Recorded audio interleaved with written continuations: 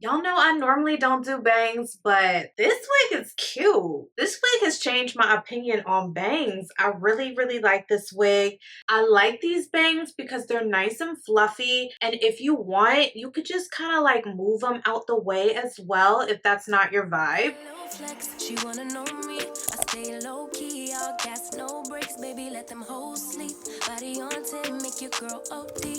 I get in my way, never out of my lane. Feel like you the one and I'm on one. So what it's gonna be? Baby, squad up. We finna go. Today I'm going to show you how I installed this wig from Klaiyi Hair. It does come pre-styled and pre-cut, so you can keep the bangs like more curtain bangs if you would like. I made them a little shorter so I could get more fluffy bangs that go straight across, and I did recurl the hair, but I think it turned out super cute. If you're interested in finding out all the details on this wig as well as how I installed it today, y'all know what to do. Definitely keep watching.